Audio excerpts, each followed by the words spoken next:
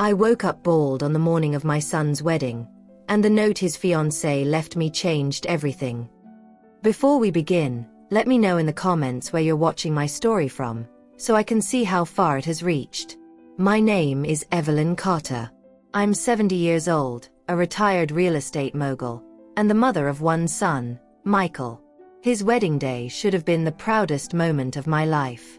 Instead, it began with the most humiliating shock I could imagine. I woke before sunrise, excited but restless. Something felt strange. My head was cold, almost raw. My hand flew to my scalp, and the moment my fingers brushed smooth skin instead of hair, my stomach dropped. I stumbled out of bed, rushed into the bathroom, and flipped on the light. The woman staring back at me in the mirror was not me, or rather, not the me I had known for 7 decades. My silver hair, long and carefully maintained through years of dedication, had vanished. Every strand was gone. My head gleamed bare, pale, and foreign. I gasped, clutching the sink for balance as tears blurred my vision. I had faced widowhood at 32. I had built a business empire with nothing but grit. I had buried friends and watched my youth fade. But this ruthless violation, cut deeper than any of those wounds. Today was Michael's wedding. Today I was supposed to walk into St. Matthew's Church as the proud mother of the groom, elegant and dignified. Instead, I looked like a broken caricature. And then I saw it. A folded note sat on my nightstand, one I knew hadn't been there when I went to bed. My hands trembled as I opened it. Now you finally look the way you should, you pathetic old hag. Enjoy the wedding. Ashley. Ashley. My soon-to-be daughter-in-law. The note slipped from my fingers, landing on the floor like a dead leaf. My chest hollowed out. It wasn't just about the hair. It was about domination. About erasing me. Ashley had hated me from the first day Michael introduced us. And now she had gone further than I ever thought possible. I sank onto the bed, staring blankly at the carpet. For a moment, I considered not going at all. Pretending I was sick. Hiding away so no one would see me. That would have been exactly what Ashley wanted. For me to vanish, to erase myself from Michael's big day so she could shine alone. But no. I wasn't raised to cower, and I hadn't spent decades clawing my way to the top of the business world just to be humiliated into silence. I picked up my phone and dialed the number of my stylist, Lorraine. My voice was steady, almost frighteningly calm. Lorraine, it's Evelyn. I need you here immediately. Bring the best wig you've got. When I hung up, I sat there, staring at my reflection. The bald woman in the mirror was not a symbol of shame anymore. No, she was the spark of something I hadn't felt in years. A cold, precise fury. As I waited, memories surfaced uninvited. The first time Michael brought Ashley home was 3 years ago, at a dinner in a high-end restaurant in Manhattan. She arrived late, unapologetic, and launched into a monologue about her career ambitions, her world travels, her philosophy on reinventing tradition. Not once did she ask me a question. Not once did she look me in the eye with genuine interest. Afterward, when Michael and I were alone, I told him quietly, "Son, something about her feels wrong." His response stunned me. "Mom, Ashley is the woman I love. If you can't accept that, maybe you and I need some distance." Distance. And so the years that followed were exactly that. Him slipping further and further from me, visits becoming rare, phone calls shorter and more transactional. Ashley's presence at family dinners turned everything tense.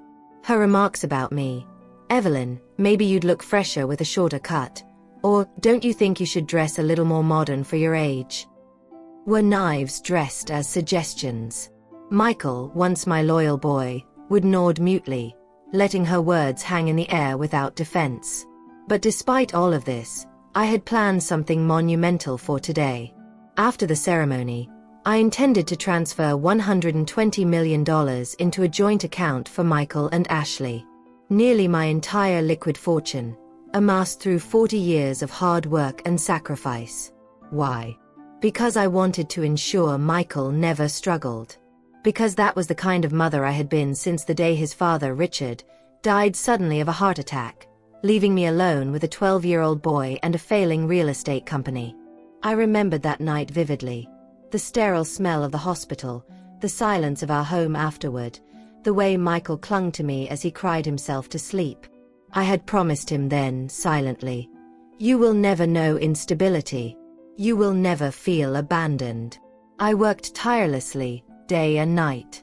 I taught myself everything about property investments, negotiations, tax law. I made mistakes, lost money, cried in private. But step by step, deal by deal, I built Carter Properties into one of the biggest firms in New York. By the time Michael entered college, we were millionaires. Yet Michael never once asked how. To him, the money was just there, like air. Something he deserved by birthright. "Mom, I need a down payment for the condo," he said at 25. "Mom, Ashley and I are planning a trip to Europe," at 30. Not requests. Declarations. And I always gave in. Always. Because I thought giving was love. Ashley only magnified his entitlement. Once, during dinner at my house, she looked around the dining room, her eyes cold. "Evelyn, don't you think Michael and I need more privacy? Maybe you should consider moving into something smaller, more appropriate for someone your age." Michael cut his steak silently, pretending he hadn't heard. My house, the house I had bought, furnished and maintained on my own, dismissed as if it were nothing. I had swallowed every insult, every slight. But this morning's cruelty changed everything. The doorbell rang. Lorraine swept in, her eyes wide as soon as she saw me. "Evelyn, oh my God, what happened?" "An accident," I lied smoothly. "I need you to make me look presentable. Flawless." She worked carefully, placing the wig with meticulous precision, styling it until I looked polished, elegant, untouchable. By the time I slipped into my navy blue gown and pearls, I no longer resembled a victim. I resembled a woman ready for battle. When I arrived at St. Matthew's, the church gleamed with golden flowers and ivory ribbons. Exactly Ashley's taste: expensive, ostentatious, shallow. I sat quietly in the back, observing, until I heard a familiar voice from the vestibule. "Michael." His voice was low, tense, speaking into his phone. "No, you can't come now. The ceremony starts in an hour. We'll talk after the honeymoon. I promise. Once Mom's money comes through, everything will change. We won't have to hide anymore." My heart froze. I crept closer, staying hidden behind a marble column. "Just a few more weeks, Valerie," he whispered. "After Mom transfers the $120 million, we'll be free. I'll leave Ashley, I'll be with you. Just hang on." Valerie. His secretary. A 25-year-old girl I had met once in his office. All wide eyes and nervous smiles. My knees almost buckled. My son was planning to marry Ashley for the money, and was already promising a secret life to someone else. But the horror wasn't over. Minutes later, as I walked past the bridal suite, I overheard Ashley herself laughing with her bridesmaids. "Girls, in a few months I'll be rich.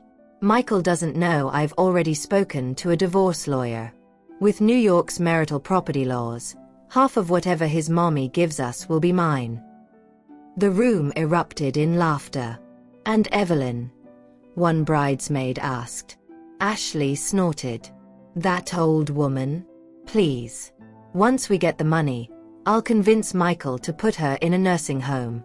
She's been acting like she owns everything for too long." Their cackling pierced me more brutally than the razor that had stripped my head. In one morning, I had learned the truth about them both. My son. My future daughter-in-law. Two conspirators circling like vultures around my life's work. They thought I was desperate for their love. They thought I was weak. but they had no idea who they were dealing with. I stepped outside into the cool morning air behind St. Matthew's and called Daniel Brooks, my attorney of 20 years, the man who had watched me turn Carter Properties from a shaky inheritance into a fortress. He answered on the second ring. "Evelyn, big day," he said, cheerful, unaware. "Cancel the transfer," I said. "All 120 million. Now." Silence, then a strangled cough. "Say that again." "You heard me.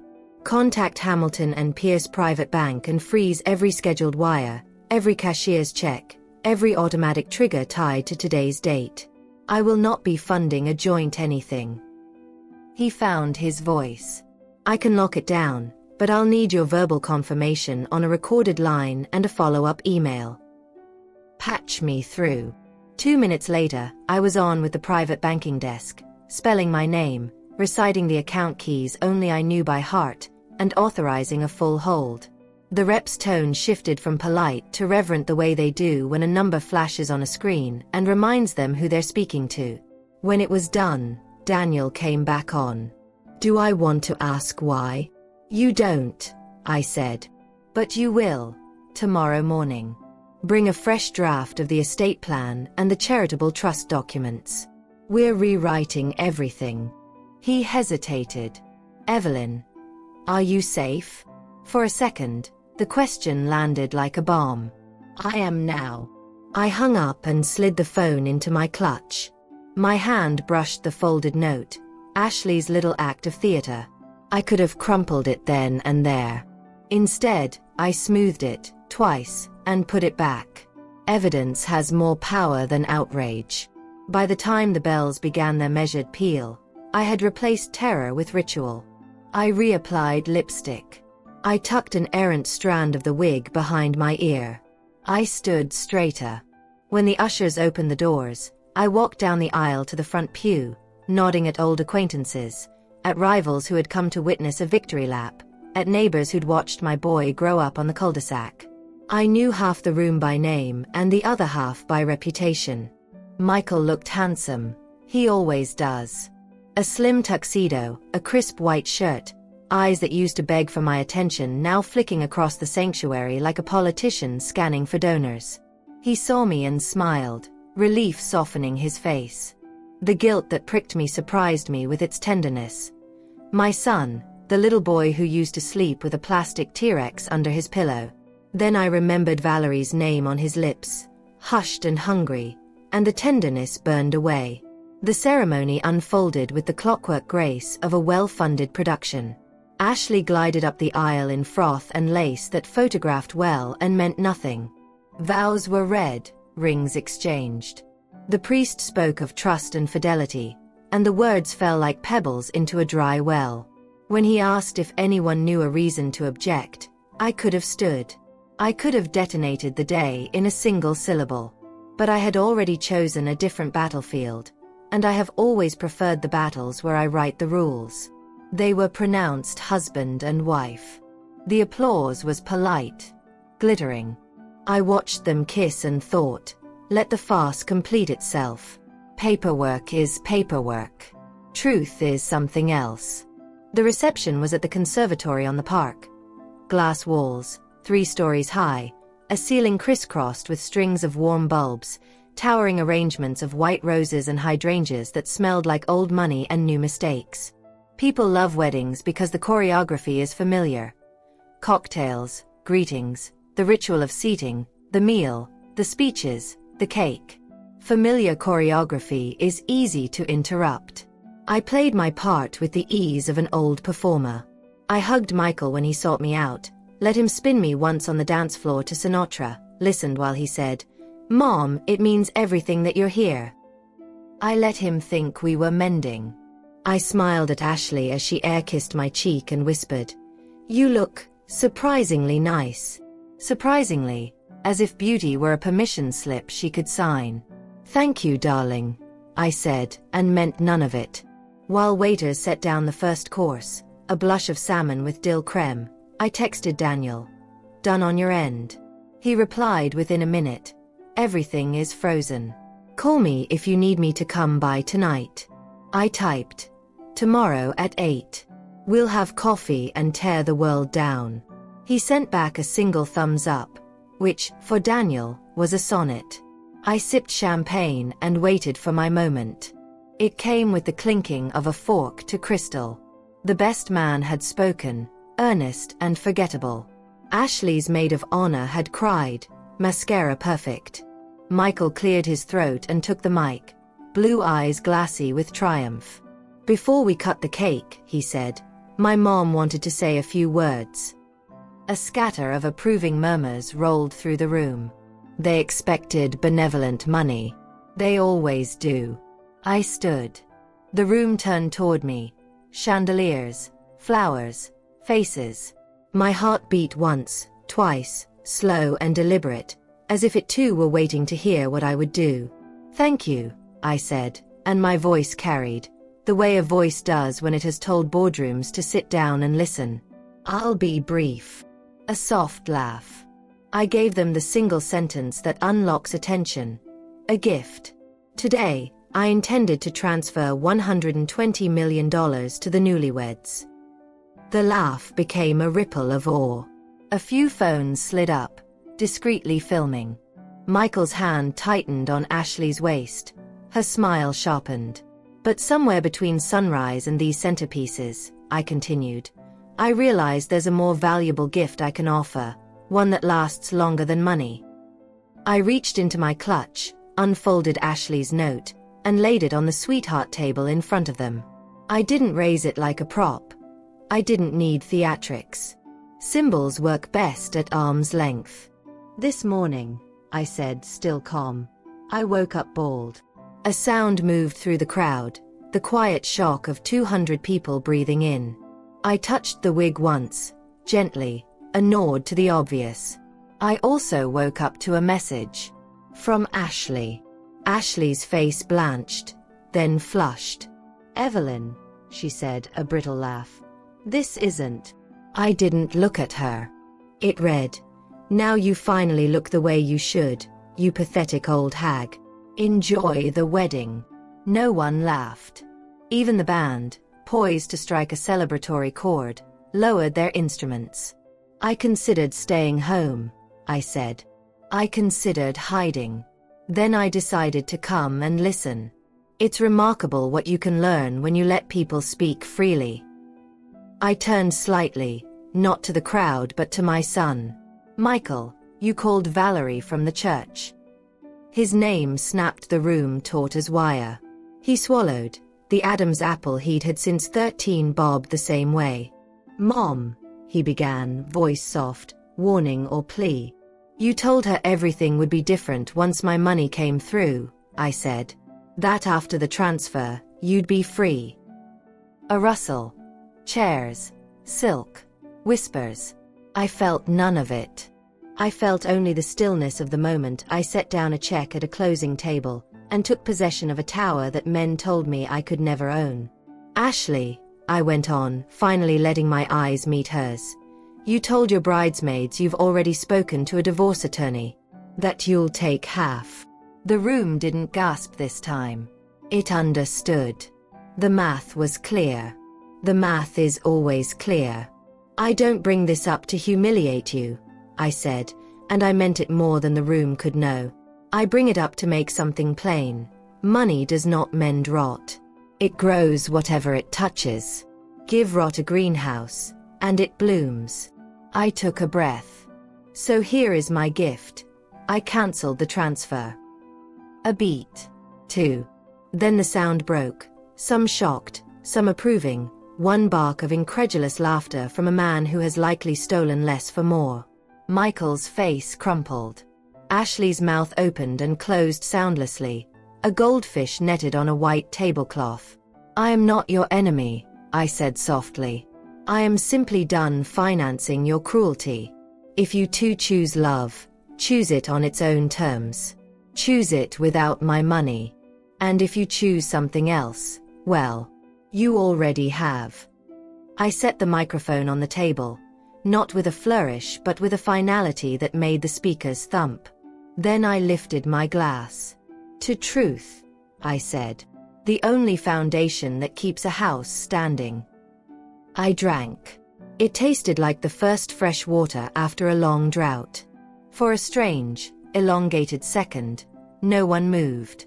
Then noise rushed in, chairs scraping, questions, a bridesmaid's wail, someone's whispered curse. I turned and found the exit with an old woman's patience, nodding to a server as I passed, pausing only when an elderly guest with a soft cardigan and kind eyes touched my arm. "My dear," she whispered. "That was brave." "No," I said and smiled. It was overdue. Outside, the evening light had softened toward gold. I felt lighter. Not triumphant. Not vengeful. Just released. The glass doors behind me shuddered as the first wave of chaos broke inside. Michael's voice, ragged. Ashley's, sharp as broken crystal. That was their storm to weather now. I slid into the back seat of my car, closed the door, and exhaled. My driver looked at me in the rearview, concerned. "Home, Ms. Carter?" "Yes," I said. Then, after a beat, "And take the long way. I'd like to see the river." We rolled out past the valet stand and the white roses and the spectacle of a life I no longer owed anyone. As the conservatory receded, I reached up with both hands, found the seam of the wig, and lifted it away. Cool air kissed my bare scalp. I checked my reflection in the window, where my head was a pale moon and my eyes were steady. I had not planned this version of myself. I liked her anyway. The morning after the wedding, I woke to silence. Not the fragile silence of someone waiting for a storm, but the deep, clean quiet of a world washed free. I sat up in bed, my bald head cool against the cotton pillowcase, and let the sunlight spill over me. My phone, abandoned on the nightstand, blinked furiously. Dozens of missed calls. Michael, Ashley, unknown numbers, even my sister-in-law from Connecticut. I didn't need to listen. I already knew the contents. Pleading, outrage, bargaining, excuses.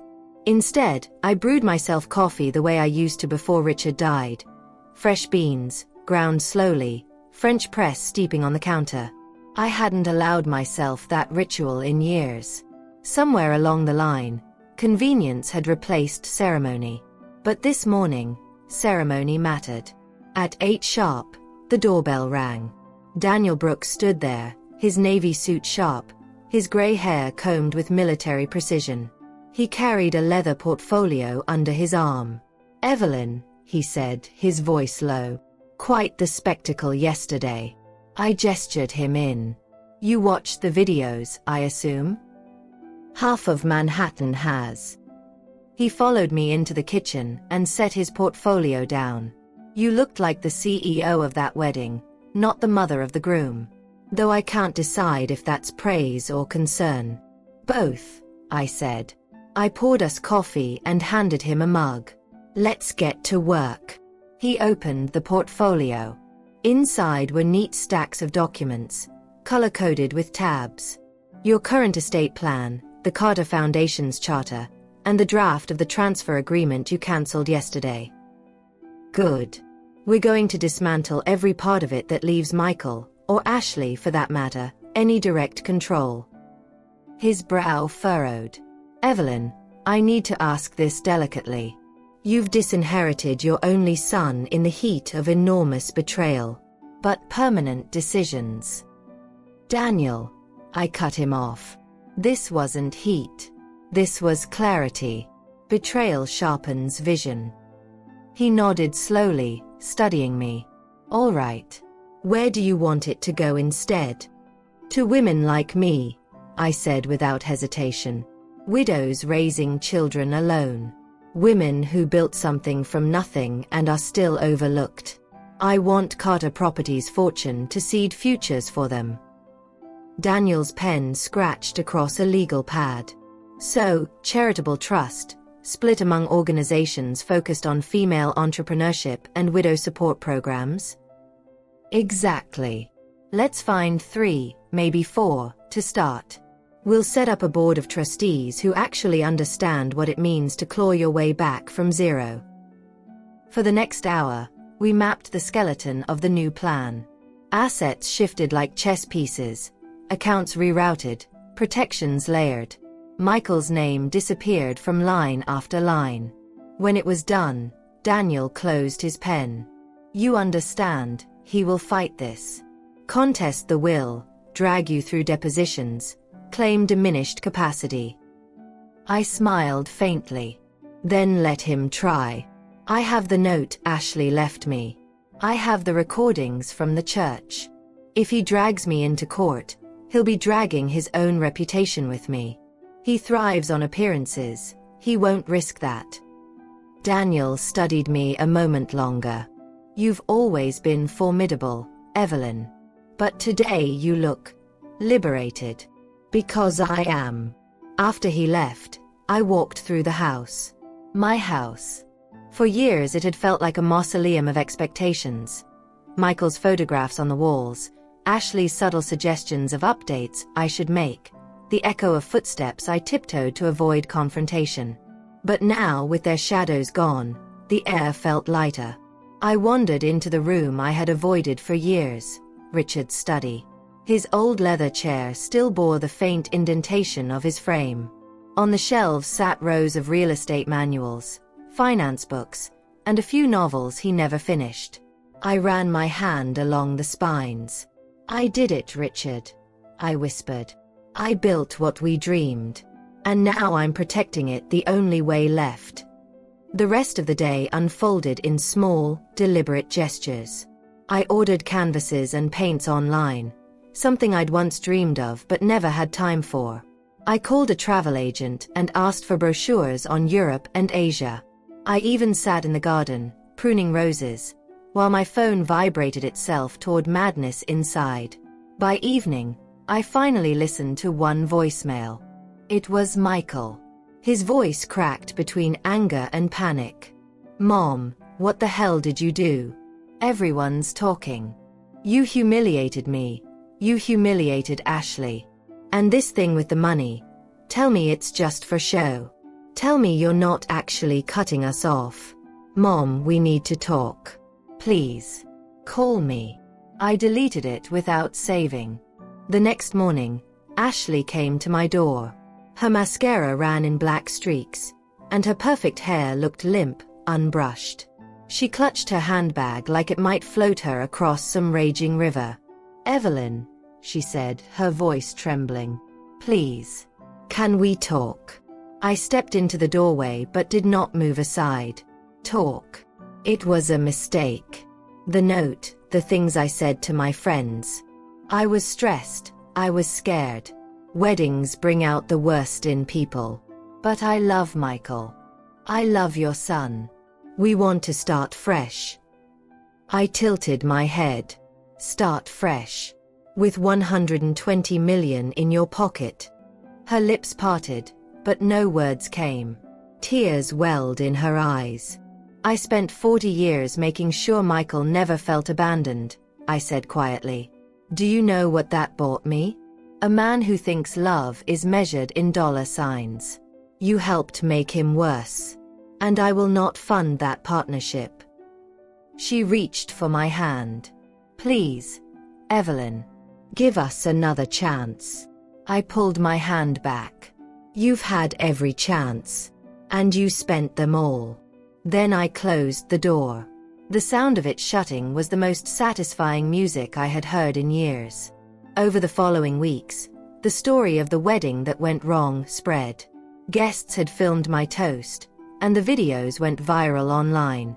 Commentators on morning shows debated whether I was cruel or courageous. Social media nicknamed me the bold truth. Strangers mailed me letters, some of sympathy, some of admiration. Michael and Ashley tried every angle. Michael sent flowers, then threats, then a long email listing everything he had done for me, as though being born was a service I should pay him back for. Ashley sent a handwritten letter begging for forgiveness, calling me Mom. I never replied. Instead, I made plans. I enrolled in an art class at the community center, where the smell of turpentine and the chatter of women my age filled the air. My instructor, a warm woman named Margaret, handed me brushes and said, "Start with what you feel." My first canvas was chaotic, a storm of blacks and reds and sharp lines.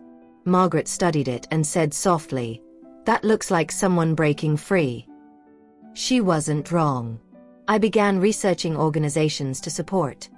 A non-profit in Detroit teaching widows how to run small businesses, a group in Texas funding scholarships for single mothers, a cooperative in Chicago that gave women training in property management. These women weren't looking for handouts. They were looking for a foothold. I knew that hunger. I wanted my fortune to become their ladder. One afternoon, while I sat sketching in the garden, my neighbor Joanne leaned over the fence. She had heard, of course. Everyone had. "Evelyn," she said, half whispering, "do you regret it? Blowing everything up like that?" I looked at her, then at the roses blooming stubbornly from the soil. "No," I said, "because nothing I loved was destroyed. It turns out, all I blew up was an illusion." And for the first time in years, I smiled without reservation. By spring, the phone had stopped ringing. Michael must have finally accepted silence as my final answer. Ashley's attempts dwindled into nothing, replaced by a few tabloids trying to hunt me down for an exclusive. I ignored them all. I had no interest in explaining myself to gossip columns. Instead, I booked a trip. It had been decades since I traveled for myself. My last trip outside the United States had been a hurried business conference in London 30 years ago. After Richard died, travel was always about Michael. College tours, summer vacations, real estate scouting trips. Now, at 70, I had the freedom to ask one simple question. Where do I want to go? Italy was the answer. The brochures Daniel's assistant had sent me were beautiful. Rolling vineyards, weathered villas, cities layered with history. I signed up for a month-long guided tour of Tuscany. For once, I wasn't going to plan every detail. I wanted to be led, to follow curiosity instead of deadlines. The morning of departure, I wheeled a single suitcase into JFK Airport. I had my passport, my paints packed carefully in a side pouch, and a determination not to check my email once during the trip. On the plane, a young woman sat beside me. She introduced herself as Claire, 23, backpack strapped to her lap. She was on her way to teach English abroad. "You're traveling alone?" she asked, eyes wide. "Yes," I said. "That's amazing," she whispered. "My grandma won't even drive to the grocery store alone anymore." I smiled. Then maybe she should. When we landed in Florence, the air smelled different, like dust, wine, and sun. The group gathered at the hotel lobby, a mix of retirees, honeymooners, and solo wanderers like me. Our guide, Luca, was a cheerful man in his 40s who spoke with his hands as much as his mouth. Each morning, we climbed into a bus that rattled through narrow roads. Each afternoon, we stopped at vineyards, churches, and markets. I sketched constantly, the curve of terracotta rooftops, the shadows of olive trees, the way sunlight fell on cobblestone streets. For years my creativity had been locked behind balance sheets and contracts. Now it poured out in color and line. One afternoon, in a village near Siena, we visited a family-owned vineyard. Long wooden tables stretched across the courtyard. Luca poured us glasses of Chianti and told stories about the land. I found myself seated across from a tall man with kind eyes and a weathered linen jacket. "Robert," he said, extending his hand. His accent was American, though softened by years abroad. Originally from Chicago. Retired engineer. Been living here since my wife passed. I introduced myself, and he tilted his head slightly. "You're the woman from the news, aren't you?" I braced myself. "Depends which news you mean." He chuckled. "The one who shut down her son's wedding with a toast. Bold move." I felt heat rise in my cheeks. So the internet really does stretch everywhere. It does, he said. But don't worry. I thought it was magnificent. We clinked glasses. Over the next week, Robert and I fell into easy conversation. He had been married for 40 years before his wife, Anna, died of cancer. He spoke of her with reverence but without the desperate grief I recognized in myself after Richard's death. Time reshapes loss, he said one evening while we walked through a vineyard at sunset. It doesn't erase it, but it turns sharp edges into something you can carry. I told him about Richard, about Michael, even about Ashley. For the first time, I spoke the whole truth without shame. Robert listened without judgment, occasionally nodding, occasionally asking gentle questions. You've spent your life carrying others, he said finally. When do you get to carry yourself? The question settled in my chest like a stone dropped into deep water. By the third week of the trip, we were sitting together on the bus, sharing gelato in Florence, comparing our sketchbooks. He drew with surprising delicacy, bridges, windows, little architectural studies. On our last evening, the group gathered for a farewell dinner in a small trattoria. Everyone toasted to new friendships. Robert raised his glass toward me. To Evelyn, who taught us all how to speak the truth. I flushed, but this time it wasn't from embarrassment. It was from recognition, someone seeing me as I was now, not as I used to be. After the trip, we exchanged numbers. I'll be back in the States for a bit, he said, visiting my daughter in Boston. Maybe we could meet. Maybe, I said, smiling. Back in New York, the city felt different. It wasn't heavier or colder, it was simply smaller. I had glimpsed a world outside its steel and glass, and I wanted more of it. I dove into my new routines. Art classes filled my mornings, and my canvases grew bolder. Bright Tuscan yellows, Mediterranean blues. Margaret, my instructor, insisted on submitting one of my landscapes to a local gallery's open call. To my shock, it was accepted. The opening night, I stood in a modest room surrounded by paintings. People paused in front of mine, tilting their heads, murmuring. One woman said softly, "It feels alive." For a moment, I forgot everything. Michael's betrayal, Ashley's cruelty, the decades of sacrifice. I was simply Evelyn, 70 years old, an artist whose work spoke for itself. Later that night, Robert called. I saw the photos online, he said. Congratulations, Evelyn. You look radiant. We began talking regularly, sometimes for hours. He told me about Italian village gossip, about his attempts to learn better pasta making, about his daughter's young children. I told him about painting, about the charities Daniel and I were vetting, about how it felt to finally have mornings without dread. We didn't call it romance. Not yet. But it was something. Meanwhile, word trickled back about Michael and Ashley. Friends whispered updates. Their marriage collapsed within 2 months.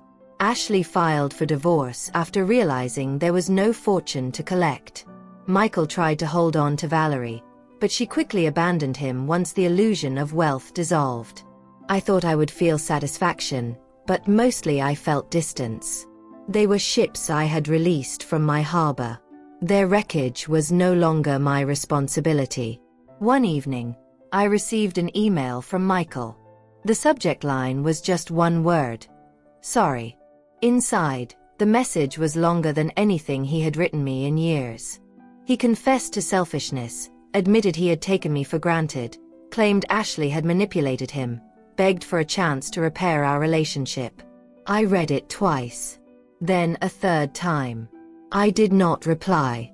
Instead, I picked up my brush and painted. It was a portrait, not of Michael, not of Ashley, not even of Richard. It was of myself. Bold, dignified, unbowed. My eyes fierce, my mouth steady. For the first time, I painted Evelyn Carter as she truly was. A woman who had chosen herself. When I stepped back from the easel, I realized I was no longer painting escape. I was painting arrival. By midsummer, my house felt less like a home and more like a museum I didn't ask to curate.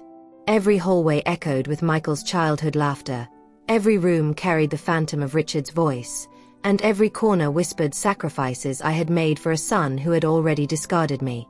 One evening, after finishing a painting in my studio, I stood in the living room staring at the grand staircase. Its polished banister gleamed, the same one I had clung to when I told 12-year-old Michael that his father wasn't coming home from the hospital. My throat tightened. For decades I had convinced myself this house was a monument to resilience. Now I saw it for what it was, a cage. That night, I called Daniel. "I want to sell," I said. There was a pause. "The estate." "Yes. All of it. I don't need a house with 7 bedrooms and 3 dining rooms. It's time." He didn't argue. "I'll contact Sotheby's Realty. With your property's location and history, it will attract bidders immediately." And so the process began. The appraisers came first, taking photographs of every chandelier, every marble fireplace, every imported tile. Their voices echoed in empty politeness, complimenting exquisite finishes and timeless design. I stood in the corner, detached, as if they were cataloging someone else's life. Next came the photographers, then the stagers. My house, already pristine, was stripped of its personal touches. Michael's school portraits were boxed up. Richard's books packed away. Even the floral curtains I had chosen with such care vanished, replaced with sterile linens meant to appeal to anonymous buyers. The first open house was a parade of strangers in tailored suits and designer shoes. They whispered about square footage and entertaining space, about investment potential and grand curb appeal. None of them cared about the nights I had sat up in that kitchen calculating how to make payroll, or the mornings Michael had raced down those stairs in his pajamas. It didn't matter. I didn't want them to care. I wanted them to buy it and erase me from it. The offers came swiftly. By August, I had 3 strong bids, each higher than the last. Daniel presented them to me in his calm, methodical way, explaining contingencies, financing, closing schedules. "I don't care which one," I told him. "Pick the one who can close fastest. I'm ready to go." He hesitated. "Evelyn, are you certain? This house is..." "Daniel," I interrupted. "This house is a tomb. I want a home." 2 weeks later, the contracts were signed. With the sale finalized, I began searching for something new. Not another mansion, not another fortress. I wanted small, bright, and close to the sea. The ocean had always been my quiet dream. As a girl, I had imagined living in a cottage by the water, painting sunsets and listening to waves crash. Richard and I had talked about it once, but business always interfered. Then widowhood. Then Michael. The dream had been shelved, gathering dust. Now, at 70, I was free to take it down again. I found it in a coastal town 2 hours from Manhattan. A modest house painted pale blue, with white shutters and a wraparound porch. It had a garden out back where hydrangeas grew wild, and a small upstairs room perfect for a studio. The first time I walked through, I felt my shoulders unclench. "This one," I said to the realtor. "I'll pay cash." The move was monumental. Decades of possessions had to be sorted. Furniture, files, photographs, souvenirs of a life lived for others. Some things I donated. Others I sold. A few I burned in the fireplace one last time. Ashley's forgotten trinkets, Michael's entitled notes demanding money. Watching the flames consume them felt like purging poison. The rest I packed into labeled boxes, each one a small coffin of memory. On the morning the moving trucks arrived, I walked through the empty estate one last time. The rooms echoed as if mocking me. I paused at the staircase, at Richard's study, at Michael's old bedroom. "Goodbye," I whispered. Not to the house itself, but to the woman I had been inside it. The widow, the workhorse, the desperate mother. She wasn't coming with me. I closed the door and never looked back. Life by the sea was different. Softer. The first morning in the new house, I carried a cup of coffee out to the porch and watched the sun climb over the Atlantic. The waves rolled in with steady rhythm, each one reminding me that time moves forward, not back. Seagulls cried overhead, and a salt breeze lifted the curtains through open windows. I set up my studio that same day. The small upstairs room overlooked the ocean, its light perfect for painting. I placed an easel by the window, arranged brushes in jars, stacked canvases against the wall. When I dipped my brush into paint and let the first streak of cobalt blue mark the canvas, I felt reborn. Neighbors introduced themselves, Joan and Peter from next door, who brought me a pie, a retired teacher named Helen who invited me to her book club, a fisherman named Paul who offered to bring me fresh catch once a week. They didn't know about the wedding scandal. Or if they did, they didn't mention it. To them, I was simply Evelyn, the new woman in the blue house by the shore. I liked that. Meanwhile, Daniel and I formalized the Carter Women's Foundation. Within months, we had secured partnerships with 3 non-profits. Grants began funding workshops where widows learned financial literacy, small loans helped women launch businesses, and scholarships supported single mothers returning to school. At the inaugural board meeting, held in a modest conference room overlooking the harbor, I stood before a group of women, some younger than me, some older, all fierce in their resilience. I built wealth for one person, I told them. He didn't value it. So now, I'm building wealth for thousands. For you. For women like us. For futures no one thought we deserved. They applauded, but more than that, they nodded with understanding. I had found my true heirs. Of course, Michael eventually found out about the sale of the estate. He showed up at the new house one afternoon, uninvited. He stood on my porch, thinner than I remembered, his suit wrinkled, his eyes hollow. "Mom," he said, his voice raw. "You really sold it? The house where I grew up?" "Yes," I said calmly. His mouth trembled. "Don't you care about our memories?" I looked at him for a long moment. I cared enough for both of us.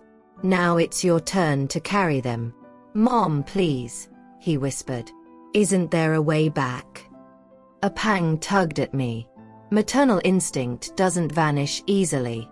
But then I remembered overhearing him whisper to Valerie about my money, about sending me to a nursing home. The wound was too deep, too deliberate. "No, Michael," I said gently but firmly.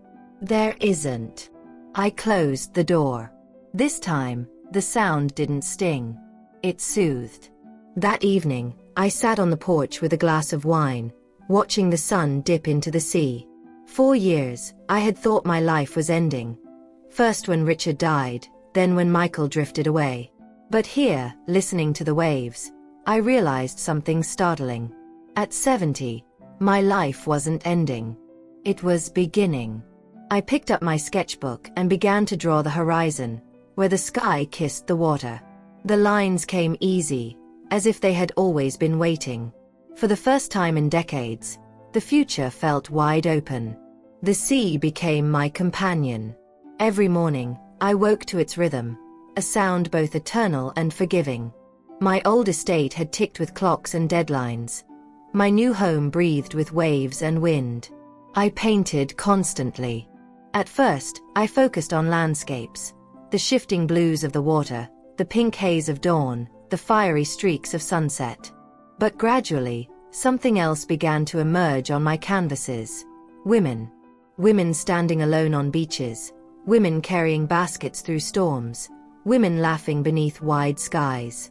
They weren't portraits of anyone I knew, but somehow, they were all me. Word spread quickly in my little coastal town.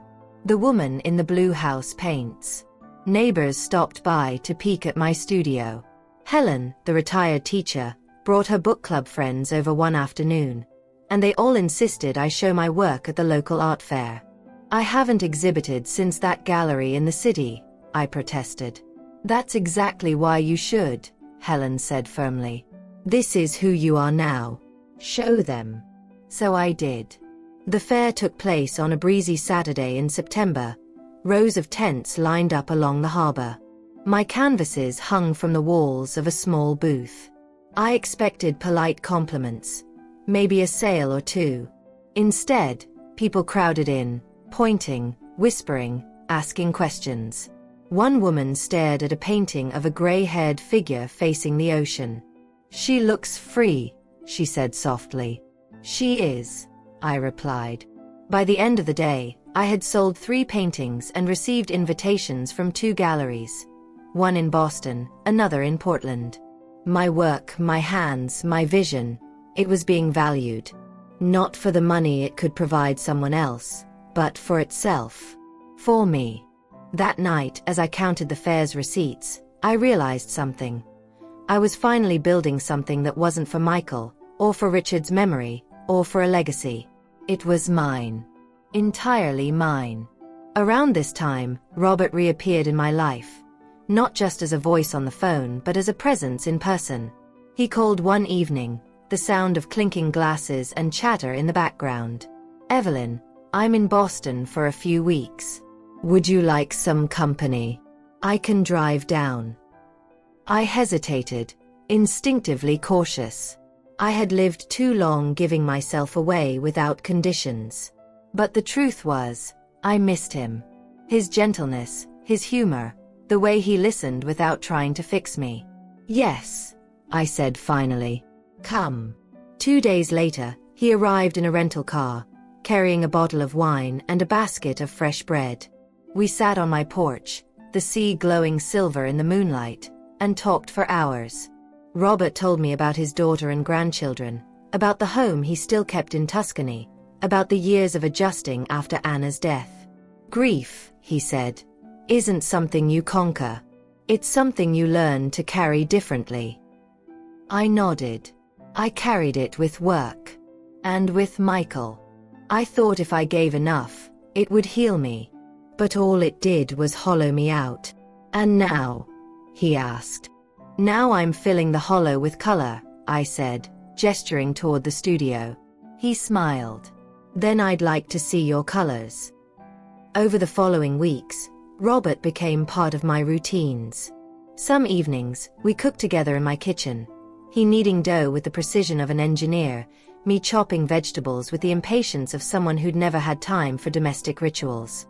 Other days, we walked along the beach, his hand brushing mine in a way that felt steady, not demanding. There was no rush, no pressure. We were 2 people who had lost, who had endured, who were now learning to live for themselves. And somehow, in that freedom, we found each other. One night, while we shared a bottle of Chianti on the porch, he looked at me carefully. Do you ever feel guilty? Being happy again? The question pierced me. For years, guilt had been my shadow. Guilt for surviving Richard. Guilt for not raising Michael better. Guilt for wanting anything beyond duty. But now, under the soft roar of the ocean, I shook my head. No. Not anymore. Happiness isn't a betrayal. It's proof I'm still alive. His eyes softened, and for the first time, he kissed me. It wasn't the desperate, clinging kiss of youth. It was gentle, sure, the kiss of 2 people who knew time was precious and who had no interest in wasting it. Meanwhile, the Carter Women's Foundation was growing faster than I imagined. With Daniel's help, we formalized partnerships in Detroit, Chicago, and Houston. Small grants went out to widows who wanted to open bakeries, start cleaning companies, or study bookkeeping. Every week, I received letters, thank you notes written in shaky handwriting, emails with photos of first storefronts, stories of women standing on their own 2 feet. One woman wrote, I thought my life ended when my husband died. But your foundation gave me the chance to prove to my children that I can provide. You didn't just fund my business. You gave me my dignity back. I wept when I read it. Because I understood. Dignity isn't given by money. It's reclaimed by choice. For the first time, my fortune was doing what I had always wanted. It was protecting people who truly valued it. Michael continued his attempts to reach me.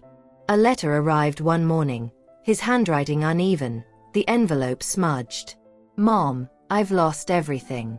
Ashley is gone, Valerie is gone, the condo is gone. I don't know who I am anymore. Please, I need your help." I sat at my desk, the letter spread before me. Once, I would have rushed to his side, emptied my accounts, sacrificed myself again. But not now. I picked up a pen and wrote only one line. "Michael, I cannot save you. You must save yourself." I sealed the envelope and mailed it back. It was the hardest act of love I had ever done. By winter, my life had settled into a rhythm I never dreamed possible. Mornings painting, afternoons walking the beach or attending foundation meetings, evenings with Robert, sometimes quiet, sometimes filled with laughter. At 70, I felt younger than I had at 50.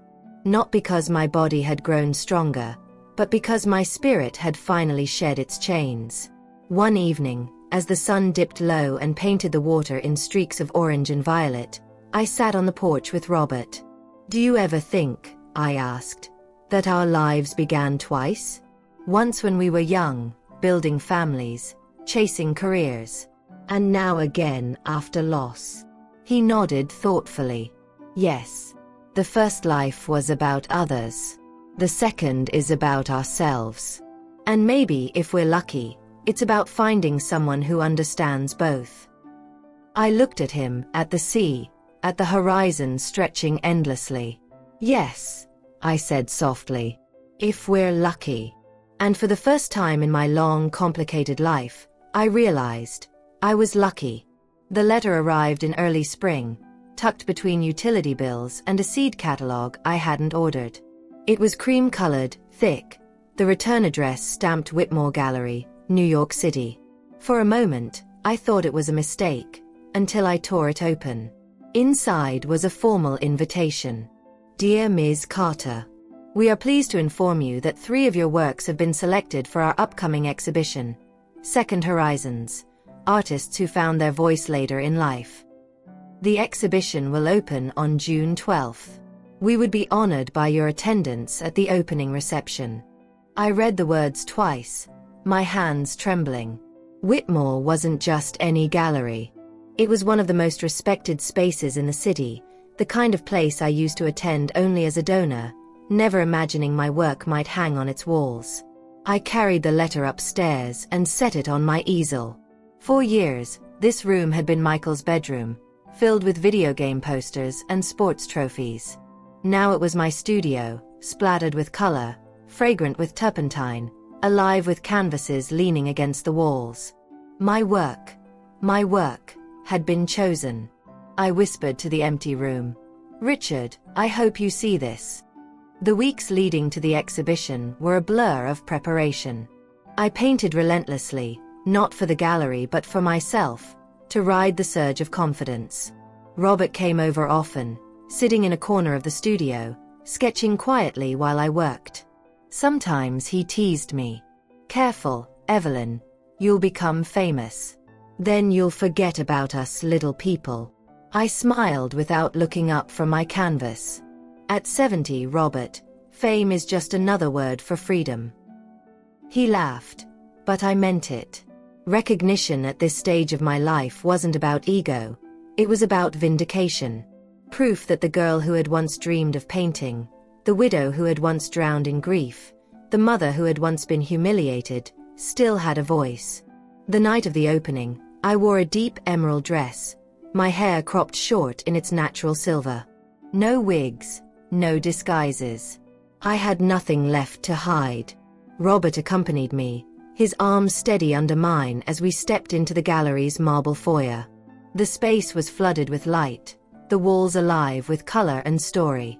And there, hanging in a perfect line, were my 3 works. The Horizon Remains, a vast seascape with a single gray-haired woman standing at the edge of the surf. Unburdened, an abstract swirl of reds and golds, painted the night I burned Michael's old notes. The Bold Truth, a stark self-portrait of myself, bold, defiant, staring straight at the viewer. A hush seemed to ripple through the room when guests realized the artist was present. People drifted toward me with compliments. "Your colors feel alive," one critic murmured. "The self-portrait, there's pain, but also triumph," another said.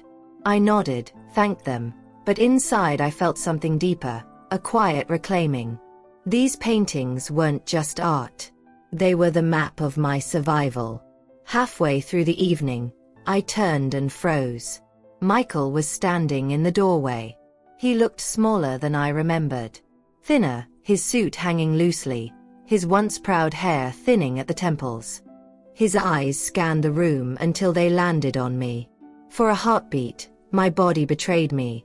My chest tightened, my throat ached. He was still my son. But then I remembered the note, the whispered promises to Valerie, the plan to discard me. The ache hardened into resolve. He walked toward me, weaving through the crowd. People noticed. Whispers rose.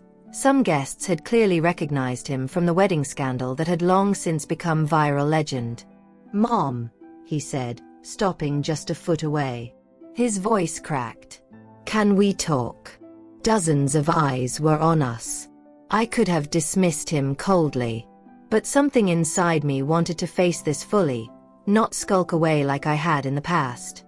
"Yes," I said. "Here is fine." His jaw clenched.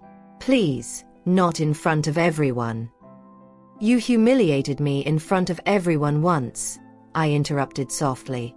"You can speak here." The crowd quieted.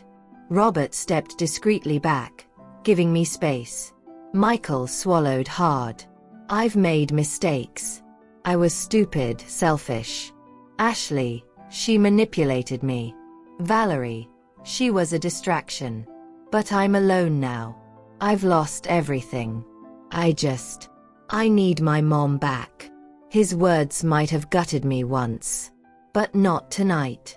Tonight, I was standing in front of my art, my truth, my freedom. "You don't need your mom back," I said evenly. "You need to become the man you should have been without my money holding you up." Tears welled in his eyes. "I'm trying. But it's hard." "I know it's hard," I said. "It was hard for me too, when your father died and I had nothing.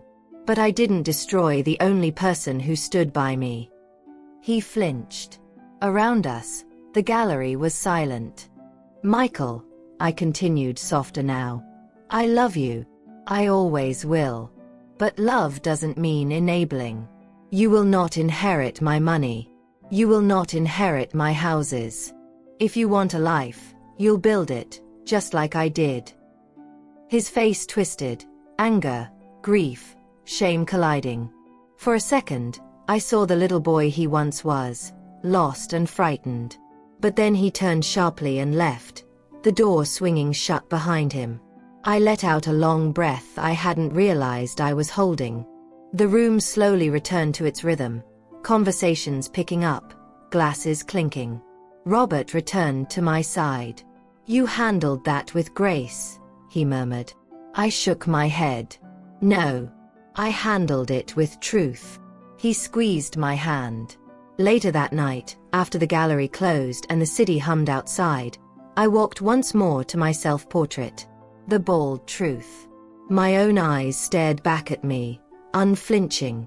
4 years, I had been defined by others, by Richard's absence, by Michael's entitlement, by Ashley's cruelty. But here in oil and canvas, was the Evelyn no one could diminish. An elderly woman with silver hair stopped beside me. "That painting," she said softly, "it makes me feel like I can start again, even at 75. I smiled. "You can. Trust me." When Robert and I stepped out into the night, the air was cool, the city lights sharp. For once, New York didn't feel like a battlefield. It felt like a stage I had finally claimed. The next morning, I sat on my porch by the sea, the newspaper spread before me. A review of the exhibition filled the art section. My name in bold. Carter's work is raw and uncompromising. It is not about youth or glamour, but about survival, dignity, and rebirth. At 70, she is not a newcomer, she is a revelation. I folded the paper, set it aside, and watched the waves. I wasn't just surviving anymore. I was living. And the world was finally watching. The review from the Times changed everything. Within weeks of the gallery show, my phone buzzed with invitations from curators, journalists, and even university art programs wanting me to speak about late-blooming creativity. I declined most of them. I had no desire to become a public spectacle, but I agreed to a few. Not for fame, but for the chance to say to other women what I had once needed to hear. It is never too late to reclaim yourself. While the art world swirled around me, the Carter Women's Foundation grew like wildfire. The grants we seeded in Detroit and Houston flourished. Photos arrived of bakery storefronts painted bright yellow, of daycares started in church basements, of women proudly holding the deeds to their first homes. I pored over each image like a proud grandmother. At our quarterly board meeting, Daniel showed me the numbers. Applications have doubled in 3 months. We're funding businesses faster than we anticipated. National outlets are starting to take notice. Indeed, they were. A segment aired on Good Morning America, From Widow to Warrior, Evelyn Carter's Foundation Transforms Lives. They showed clips of me painting by the sea, then interviews with women who had received grants. One said, "I thought I was finished at 55. Evelyn proved I was just beginning." I watched the segment alone in my living room, tears sliding silently down my face. Not tears of grief this time. Tears of arrival. But with recognition came shadows. One afternoon, Daniel called. "Evelyn, brace yourself. Michael has filed a petition." My stomach clenched. For what? He's claiming mismanagement of funds, that you're using the foundation as a shell to hide assets that should legally be his inheritance. I let out a sharp laugh, bitter and tired. Inheritance. He still thinks I owe him the world. Daniel sighed. It's a weak case. He has no evidence. But it could generate headlines. I closed my eyes. Already, I could imagine the tabloids. Estranged son sues philanthropist mother. Let him try, I said finally. The foundation's books are clean. Every dollar is accounted for. If he wants to embarrass himself in court, that's his choice. Daniel hesitated. Evelyn, I need to ask, are you prepared for the public mudslinging? He may go after your character. The wedding video already made you infamous. This will stir it all back up. I opened my eyes, staring out at the ocean. I've lived through humiliation worse than headlines. The truth is on my side. That's all I need. Michael's petition made the news within a week. The coverage was split. Some outlets painted him as a desperate son wronged by a cold, calculating mother. Others portrayed me as a philanthropist targeted by greed. Reporters called, emailed, even camped outside the end of my street. I refused interviews, issuing only a single written statement. The Carter Women's Foundation exists to empower women who have been overlooked and underestimated. That mission will not be compromised. Support poured in. Letters from women across the country, small donations from strangers who believed in the work, statements from the organizations we had partnered with. The noise of Michael's accusations was drowned by the chorus of lives we were changing. And yet, beneath the calm exterior, I grieved. Not for the money or the headlines, but for my son. For the boy who once clutched my hand at his father's funeral, who once whispered, "Don't leave me too, Mom." He had grown into a man who saw me not as a mother, but as a vault. And that loss, the death of the child I once knew, was harder to bear than any lawsuit. In the middle of this storm, Robert became my anchor. One evening, I came home from a board meeting to find him in my kitchen, flour dusting his hands. "I thought you might need fresh bread tonight," he said with a smile. I collapsed into a chair. Michael is dragging me through the press again. Robert wiped his hands, came over, and rested them gently on my shoulders. Let him. Evelyn, you're stronger than the noise. You've already won by living your truth. I looked up at him. Do you ever get tired of holding me steady? Never, he said simply. We ate bread and soup that night, watching the sun dip into the sea, and for the first time since the petition, I felt at peace. The court date came quickly. I walked into the Manhattan courthouse in a navy suit, my hair silver and unapologetic. The room was packed with reporters, their cameras flashing. Michael sat at the petitioner's table, his face pale, his jaw tight. He couldn't quite meet my eyes. His attorney argued inheritance rights, implied mismanagement, painted me as vindictive. When it was my turn, Daniel presented meticulous financial records, audits, testimonies from beneficiaries of the foundation. But it wasn't the documents that silenced the room. It was when I stood to testify. My son believes I owe him wealth, I said, voice steady. But I owe him only what every mother owes: love, guidance, and honesty. I gave him all of that. What he does with it is his choice. My money is not his birthright. It is my responsibility. And I choose to use it where it will do the most good. The judge's ruling came swiftly. Petition denied, with prejudice. The foundation's independence was affirmed. Outside, reporters swarmed.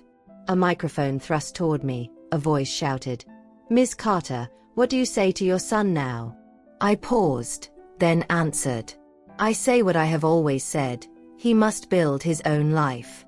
Just as I built mine. And then I walked away. In the weeks that followed, the noise faded. Michael disappeared from the headlines.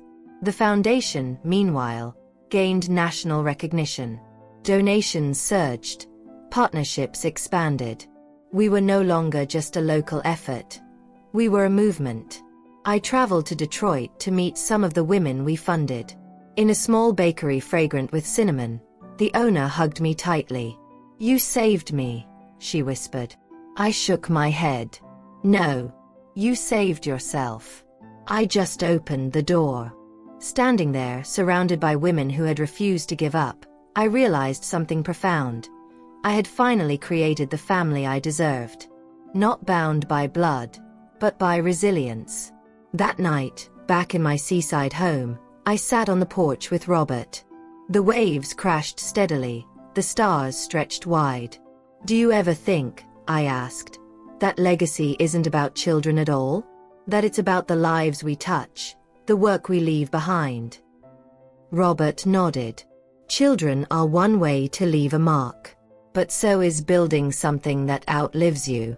You've done both. One let you down. The other is lifting the world." I leaned against him, letting the rhythm of the sea steady my heart. 4 years, I had been consumed with fear. Fear of losing Michael, fear of being forgotten, fear of being useless. But here, under the stars, I felt none of that. I had a legacy. Not the one I once imagined, but one I had chosen. And choice, I realized, is the greatest freedom of all. By the time my 72nd birthday arrived, the sea had written itself into every corner of my life. My mornings began with waves curling like silver ribbons. My afternoons with the salt air pouring through the open windows of my studio. My art had grown bolder, brighter. And my foundation had become more than an organization. It was a force. National magazines wrote about us. Universities invited me to speak. Galleries from Los Angeles to Paris requested my work. And yet, I remained rooted in my small coastal town. Fame no longer tempted me. I had spent too much of my life tethered to appearances. Now, I wanted simplicity, authenticity, peace. Robert had become part of that peace. He came and went between Tuscany and the States, but more and more he stayed here, in the little blue house by the shore. We never spoke of permanence, but his shoes lived by my front door, His sketchbook rested on my coffee table, and his laughter filled the kitchen. It was companionship without demand, love without cages. One crisp autumn evening, after a day spent painting at the harbor, we sat on the porch with mugs of mulled cider. The sun melted into the horizon, turning the water molten gold. Robert shifted beside me, clearing his throat. "Evelyn," he began, voice softer than usual. "I've been thinking about us." I turned, curious. About us? He pulled something from his jacket pocket, a small, velvet box. My breath caught. "Don't panic," he said quickly, smiling. "This isn't what you think. Well, maybe it is. But it's not about ownership, or duty, or any of the things marriage used to mean. It's about companionship. About choosing to walk the rest of the road together." He opened the box. Inside lay a simple gold band, elegant and unadorned. "I know we're older," he continued, his eyes steady on mine. "But life has taught me that waiting for the perfect time is a fool's game. So I'll ask plainly, will you marry me, Evelyn? Not to change who we are, but to honor what we already have." For a moment, words deserted me. Marriage.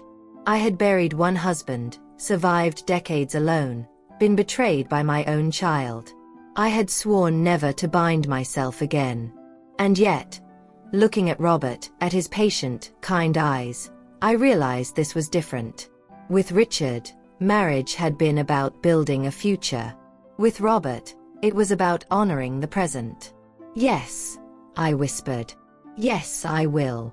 His shoulders relaxed, his smile deepened, and he slid the band onto my finger.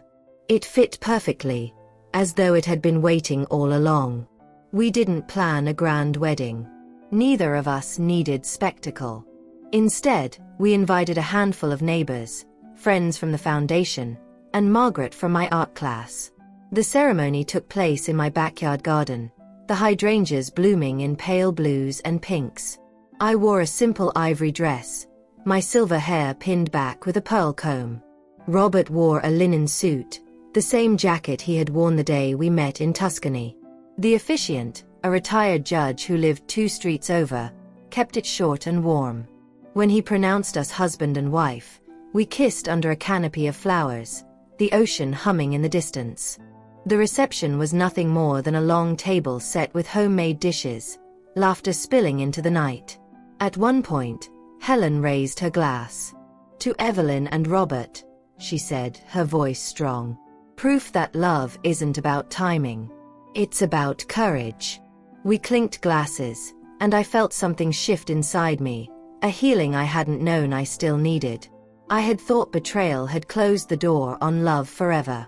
But Robert had shown me love could be gentle, steady, safe. Our marriage didn't change the rhythms of daily life. Robert still sketched at the table while I painted by the window. We still walked the beach at dusk, still debated the best way to cook fish, still teased each other about our creaky knees. But there was a new comfort, a deeper anchoring.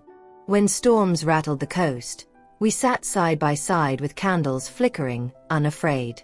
When news came of the foundation's successes, we celebrated together. When bad days struck, when I remembered Michael, when grief for Richard resurfaced, Robert held my hand without words. One evening, after I returned from a foundation board meeting in Chicago, I found him in the garden planting roses. "What are you doing?" I asked, amused. He looked up, dirt on his hands. "Planting permanence," he said. I laughed. "In this salty soil?" He shrugged. "Even roses need a challenge." And I realized he was speaking of us. Of course, Michael lingered on the edges of my thoughts. After losing his petition, he vanished from the headlines. Occasionally, whispers reached me. He was working odd jobs, renting a small apartment, drifting. I felt sorrow, but no longer guilt. One day, a letter arrived. His handwriting was familiar but shakier. "Mom, I don't expect you to forgive me. I just wanted you to know I'm trying. I'm working at a construction company. It's not glamorous, but it's mine. I'm sober now. One day, maybe we can talk again. Until then, I hope you're happy. I read it 3 times. My heart ached, but I didn't rush to reply. I wasn't ready to reopen that door. But for the first time, I felt a spark of hope, not for reconciliation, but for his survival. Perhaps he was finally learning what I had tried to teach, that life must be built, not handed over. Meanwhile, my art career blossomed. The Whitmore Gallery invited me back for a solo exhibition titled Liberation. The opening drew critics, collectors, even students who said my work inspired them to pick up a brush. I stood in the gallery, Robert at my side, listening to strangers interpret my canvases. They spoke of freedom, resilience, rebirth. One painting in particular drew attention, a woman standing barefoot on a porch, her silver hair wild in the wind, the ocean stretching infinite behind her. I titled it, Homecoming. It wasn't about returning to the past. It was about arriving at myself. On our first anniversary, Robert surprised me. We were sitting on the porch at dusk, sipping wine, when he handed me an envelope. Inside was a deed. To what? I asked, startled. He grinned. To a little stone cottage in Tuscany, near the vineyard where we met. I stared at him, tears welling. Robert, I'm not asking you to leave your sea, he said gently. I'm just giving us another place to belong. A second home, a second horizon. I laughed through my tears. You hopeless romantic. Guilty, he said. We toasted as the sun slipped beneath the water. 2 lives intertwined not by need, but by choice. At 73, I felt a kind of joy I never imagined possible. Not the frantic joy of youth, not the conditional joy of pleasing others, but the quiet, steady joy of living authentically. The sea still roared, the roses still struggled against the salt, the foundation still fought battles in courtrooms and boardrooms. Life was not easy, but it was mine. Entirely mine. And as I leaned against Robert, watching the horizon stretch endlessly, I whispered the words that had carried me here. It's never too late. By the time I turned 75, I had stopped counting years the way I used to. Age was no longer a number pressed against me like a deadline. It was a horizon, one I walked toward at my own pace, unafraid. The foundation had grown beyond anything I imagined. What began as a handful of grants had expanded into a national network. Chapters sprouted in 15 states, and partnerships stretched overseas. I received photographs from Kenya, where widows ran small farms with microloans we had seeded. In India, a group of women built a textile cooperative under our mentorship program. In Mexico, a widow's bakery bore a sign painted boldly above its doors, funded by the Carter Women's Foundation. I kept a bulletin board in my studio covered with these photographs. Whenever doubt crept in, as it sometimes did, I would look at that board and remind myself, this is the family I created. This is the inheritance that matters. Of course, running such a vast operation required planning. Daniel remained my trusted legal counsel, but now I had a board of directors, strong, brilliant women who had once been beneficiaries and now served as leaders. I insisted on that structure. At one board retreat in Chicago, I stood before them, my voice steady though my hands shook with the weight of truth. Ladies, I won't be here forever. I need you to promise me the foundation won't die with me. That you'll guard its mission, not just its money. They looked at me, teachers, entrepreneurs, mothers, survivors, and one by one they nodded. We promise, said Alicia, a woman who had started a cleaning business with one of our first grants. This isn't just yours anymore. It's ours. Relief washed over me like a tide. For the first time, I allowed myself to imagine the world without me in it, and I wasn't afraid. Back home by the sea, life was quieter. Robert and I had settled into rhythms as natural as the tides. Summers we spent in the Blue House, winters sometimes in Tuscany, though we always returned to the ocean.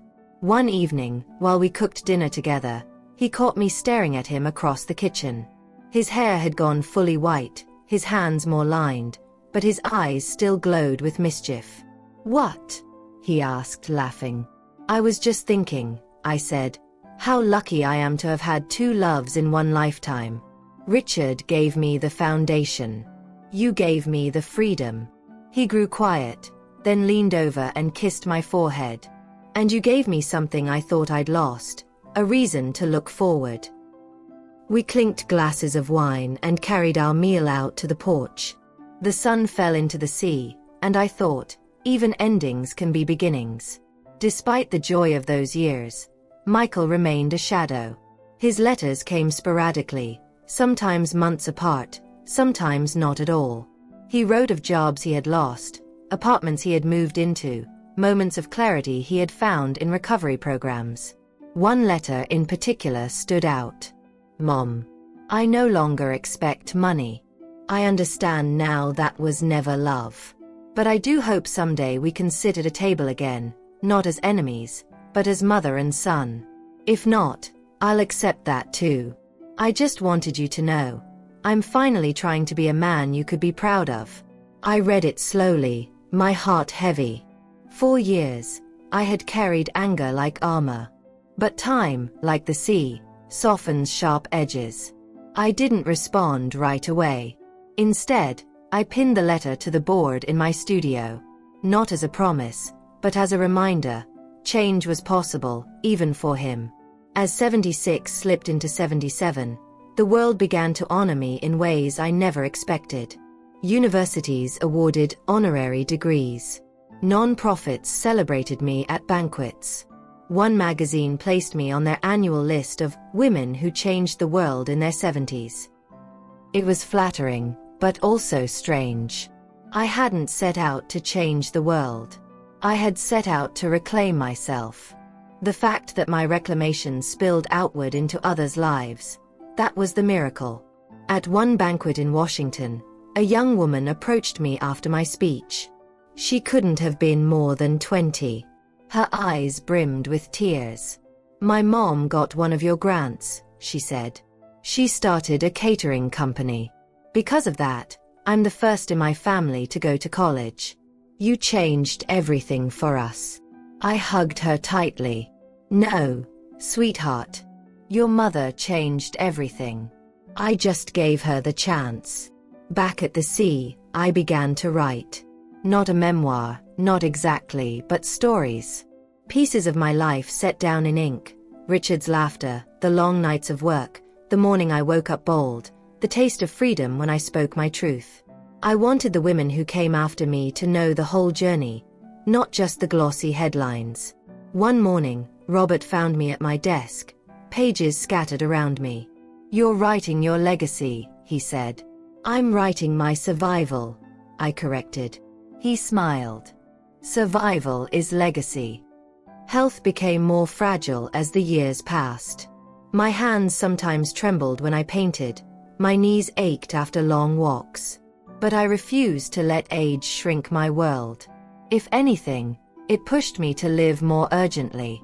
At 78, I stood in Paris at the opening of an international exhibition that included my work. At 79, I cut the ribbon at a new women's business center in Houston funded entirely by the foundation. Everywhere I went, people asked the same question. How did you find the courage to begin again so late? And my answer was always the same. Because the alternative was to let others end me. On my 80th birthday, the foundation threw a celebration. Women flew in from around the world. There were speeches, music, laughter. At the end, the board unveiled a surprise. They had renamed the central headquarters the Evelyn Carter Center for Women's Futures.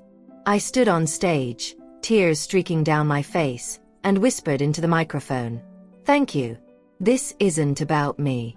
It's about us. All of us who refuse to stay silent." The room erupted in applause.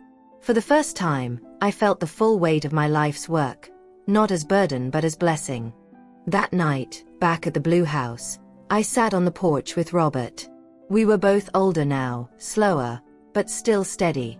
The ocean whispered against the shore. "Do you ever wonder," I asked, "what they'll say about us when we're gone?" Robert chuckled.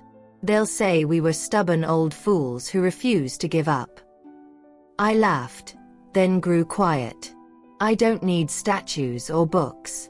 I just want to know the work will live on. That the women will keep building." "They will," he said firmly. "Because you built it with truth. And truth doesn't die." I leaned against him, closing my eyes. The sea roared, the stars shone, and for once, I felt the future stretch ahead without fear. I had built an empire of money once, and it nearly destroyed me. Now I had built an empire of hope, and that would outlive me. Forever. By the time I turned 82, the sea had become my mirror. Every morning, I watched its restless tides and saw myself in them, shifting, unending, never truly still. My body slowed, my hair grew thin and white, but my spirit, to my surprise, grew sharper. Age did not soften me into silence. It carved me into clarity. Robert and I lived simply in the blue house by the shore. We woke to the gulls, cooked together, sat on the porch in the evenings. His sketchbooks piled up beside my canvases, 2 lifetimes of art intertwining. Sometimes, we traveled to Tuscany, but we always came back here. The ocean was my beginning and my end. The foundation thrived without me needing to push it. The board of directors, once beneficiaries, now leaders, guided it with fierce independence. I attended meetings when I could, offered advice when asked, but I no longer worried about its survival.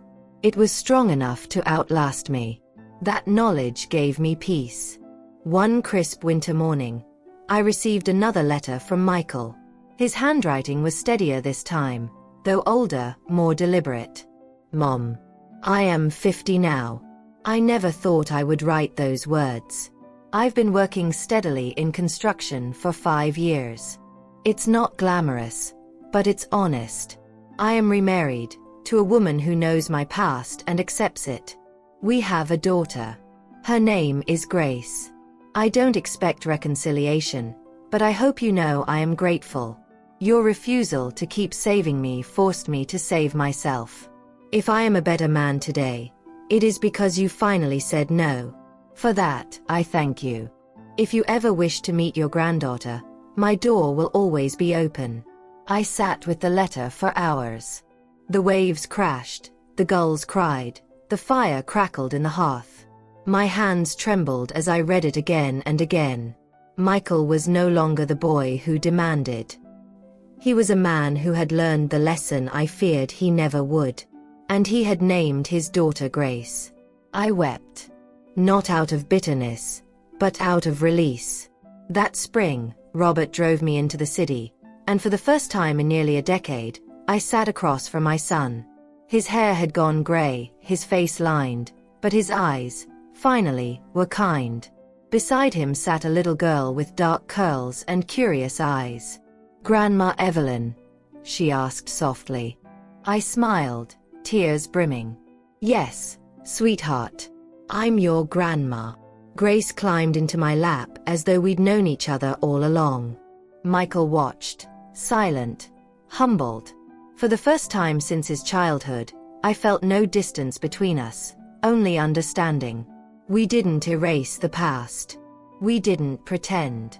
But we began, carefully, a new kind of relationship. Not mother and child, but 2 adults who had both survived themselves. By 85, my health began to falter. I tired easily, painting less, walking more slowly.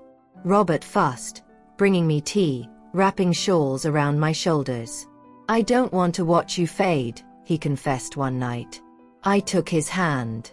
"Love, I'm not fading. I'm distilling. What's left is the purest part of me." Still, we both knew our time was short.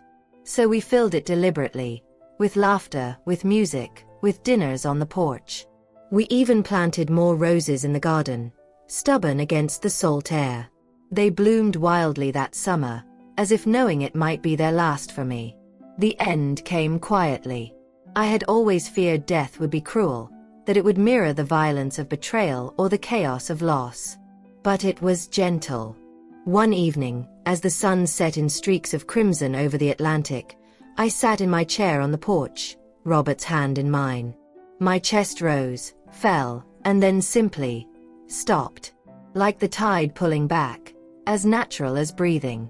I was 86 years old. The days after my passing were filled with mourning, but also with celebration. The foundation held a memorial in New York, attended by hundreds of women from around the world. They told stories of businesses built, families fed, futures reclaimed. "She gave us dignity," one said. "She gave us courage," another whispered. "No," Alicia, now chairwoman of the foundation, corrected gently. "She reminded us we already had both." In the coastal town where I had rebuilt my life, neighbors gathered in my garden among the roses. They placed seashells and wildflowers by my favorite chair. The children drew pictures of waves and taped them to my door. And Robert, my beloved Robert, spread my ashes into the sea at dawn, whispering, "You are part of the tide now." In the months that followed, my legacy settled into permanence. The Carter Women's Foundation expanded internationally, funding programs on 5 continents. Scholarships bore my name. Galleries displayed my paintings, especially The Bold Truth, which had become iconic in feminist art circles. But more than any of that, I lived on in the lives I had touched. The bakery owner in Detroit, the textile weavers in India, the widow in Kenya who sent her children to school. And in Grace. As she grew, she often visited the Blue House with her father. She would sit in my studio, surrounded by canvases, and paint with fierce strokes. Michael told Robert once, quietly, "I see her in her, every day." 10 years after my passing, the foundation marked its 25th anniversary. A bronze statue was unveiled outside the Evelyn Carter Center for Women's Futures. It didn't show me in grandeur. It showed a woman standing barefoot at the edge of the sea, hair wild in the wind, arms open to the horizon. On the base were engraved the words I had once spoken to a room full of women. "It is never too late to begin again." And so, though my body was gone, I remained. In the waves, in the roses, in the brushstrokes of unfinished canvases, in the women who refused to be silenced. My life had begun with loss, detoured through betrayal, and ended in freedom. I had learned to live not for duty, not for appearances, not for others' approval, but for truth. And truth, I discovered, is the only inheritance worth leaving forever.